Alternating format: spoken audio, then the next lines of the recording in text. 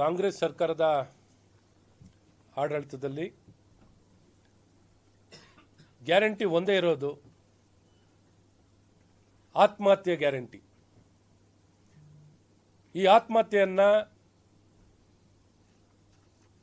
ಸರ್ಕಾರದ ಅಧಿಕಾರಿಗಳೆಲ್ಲ ಮಾಡಲಿಕ್ಕೆ ಕಾರಣಕರ್ತವಾಗಿರುವಂಥದ್ದು ಈ ಕಾಂಗ್ರೆಸ್ ಸರ್ಕಾರದ ಒಂದು ಕಾರ್ಯವೈಖರಿಯ ಕಾರಣದಿಂದಾಗಿ ಪದೇ ಪದೇನೂ ಒಂದು ಜವಾಬ್ದಾರಿಯುತವಾಗಿರುವಂಥ, ಸೂಕ್ಷ್ಮತೆ ಇರುವಂಥ, ನೈತಿಕತೆ ಮತ್ತು ಮೌಲ್ಯ ಕಾಳಜಿ ಇಟ್ಕೊಂಡಿರುವಂಥ ಪ್ರಾಮಾಣಿಕ ಅಧಿಕಾರಿಗಳು.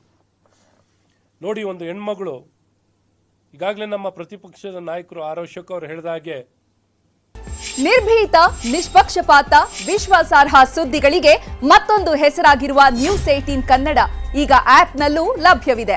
ದಯವಿಟ್ಟು ಇಲ್ಲಿರುವ QR ಕೋಡ್ ಅನ್ನು ಸ್ಕ್ಯಾನ್ ಮಾಡಿಕೊಂಡು ಆಪ್ ಡೌನ್ಲೋಡ್ ಮಾಡೋದಕ್ಕೆ ಮರಿಬೇಡಿ. ನಿಮ್ಮ ಬೆಂಬಲ ಹೀಗೆ ಸದಾ ನಮ್ಮೊಂದಿಗಿರಲಿ. ಧನ್ಯವಾದ. ಅಲ್ಲಿ ಬರ್ತಿದ್ದಂಥ ಪತ್ರಿಕೆಗೆ 15 ತಿಂಗಳಾದ್ರೂ ಬಿಲ್ ಪೇಮೆಂಟ್ ಮಾಡಿಲ್ಲ, ಕರೆಂಟ್ ಬಿಲ್ಲಿನ ಪೇಮೆಂಟ್ ಮಾಡಿಲ್ಲ.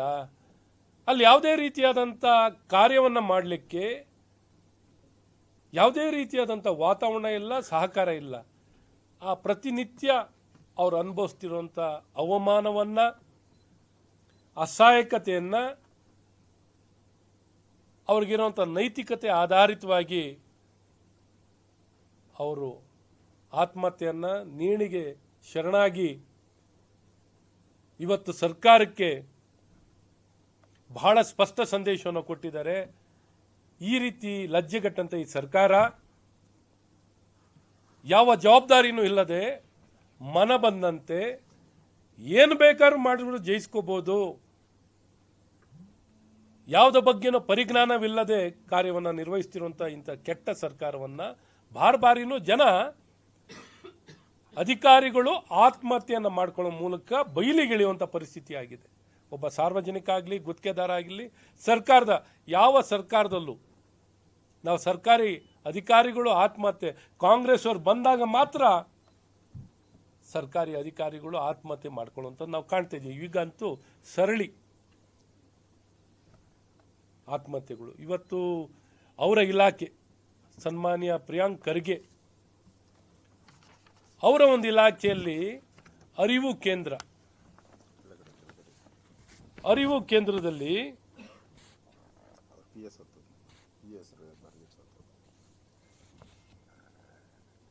ಇವತ್ತು ಅವರ ಜಿಲ್ಲೆ, ಅವರ ಇಲಾಖೆ ಸಂಬಳ ಕೊಟ್ಟಿಲ್ಲ. ಇದೆಲ್ಲ ನೋಡಿದಾಗ ಏನು ಉತ್ತರ ಇದೆ? ಇವರು ಮಹಾನ್ ದೇಶಭಕ್ತ, ಮಹಾನ್ ಸಾಧಕರು ಎಲ್ಲಿಗೂ ಹೋಗಿದ್ದೀರಾ? ನಿಮ್ಮ ಧ್ವನಿ ಅಡಗೋಯ್ತದಲ್ಲ. ಯಾವಾಗಾರ ಇಂಥ ವಿಚಾರಗಳಿದ್ದಾಗ ಏನ್ ರಾಜೀವ್ ಏನಾದ್ರು ಉತ್ತರ ಇರ್ತದ? ಸೊ ಎಷ್ಟಾರ ಹೇಳಿ, ಏನಾರು ಹೇಳಿ, ಅವರು ಅದಕ್ಕೆ ಅವ್ರ ಸೂಕ್ಷ್ಮತೆನೇ ಕಳ್ಕೊಂಡಿದ್ದಾರೆ ಅಷ್ಟೇ. ಏನು ಅಶೋಕಣ್ಣ, ಎಷ್ಟೇ ಅಂಕುಶದಿಂದ ನೀವು ಚುಚ್ಚಿ ತಲೆಗೆ ಬಂದಂಗೆ ಮಾತಾಡೋದು, ಮನ ಬಂದಂತೆ ಮಾತಾಡೋದು. ಇಂತಹ ಪರಿಸ್ಥಿತಿಯಲ್ಲಿ ನಿಜಕ್ಕೂ ಆ ನೇಣಿಗೆ ಶರಣಾದಂಥ ಆ ಮಹಿಳೆ ಆತ್ಮಕ್ಕೆ ಶಾಂತಿಯನ್ನು ಕೋರುವಂಥದ್ದಾಗುತ್ತೆ. ಅಮಾಯಕವಾಗಿ ಒಂದು ಹೆಣ್ಮಗು ಜೀವವನ್ನು ತಗೊಂಡಿದ್ದಾರೆ. ಜ್ಯೋತಿನ ಈಗ ದೀಪಾವಳಿ ಜ್ಯೋತಿ ಬೆಳಗಿಸುವಂಥದ್ದು ಜ್ಯೋತಿ ಆರಿಸಿದ್ದಾರೆ.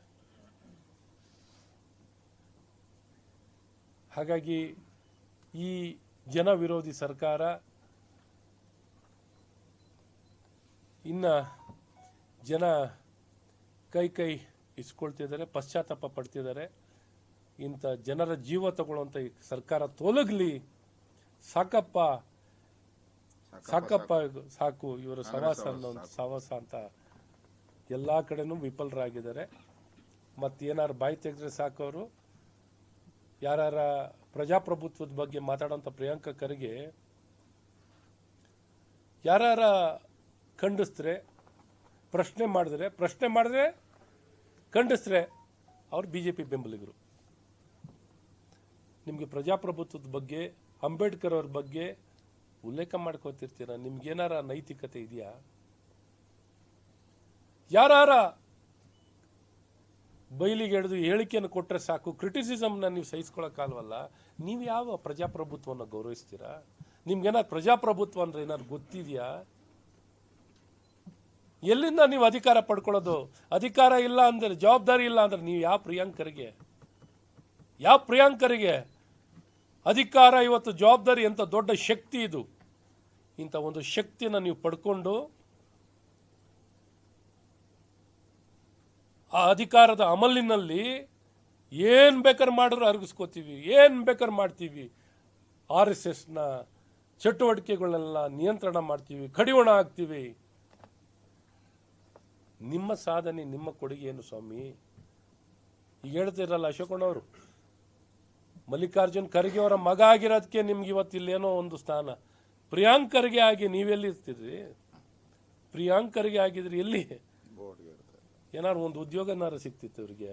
ಎಲ್ಲಾರು ಅವ್ರ ಕ್ವಾಲಿಫಿಕೇಶನ್ಗೆ ಏನಾರು ಒಂದು ಉದ್ಯೋಗ ಸಿಕ್ತಿತ್ತ? ಏನಾರು ಸಿಗತ್ತಾ? ಅದೇ ಏನಾರು ಒಂದು ಇದ್ರೂ ಸಿಗಲ್ಲ. ಏನು ಸಿಗಲ್ಲ? ಏನು ಉದ್ಯೋಗ ಸಿಗಲ್ಲ? ಅಟೆಂಡರ್ ಜಾಬು ಸಿಗಲ್ಲ.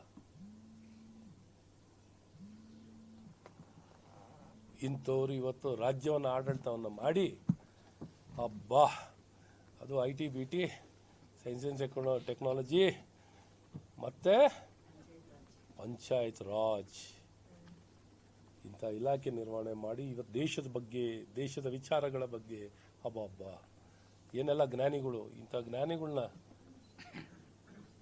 ಭಗವಂತ ಸೃಷ್ಟಿ ಮಾಡಿ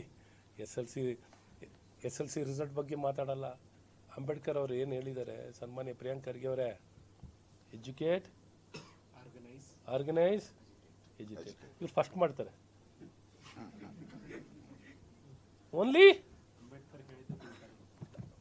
ನಿರ್ಭೀತ, ನಿಷ್ಪಕ್ಷಪಾತ, ವಿಶ್ವಾಸಾರ್ಹ ಸುದ್ದಿಗಳಿಗೆ ಮತ್ತೊಂದು ಹೆಸರಾಗಿರೋ ನ್ಯೂಸ್ 18 ಕನ್ನಡ ಈಗ ಆಪ್ನಲ್ಲೂ ಲಭ್ಯ ಇದೆ.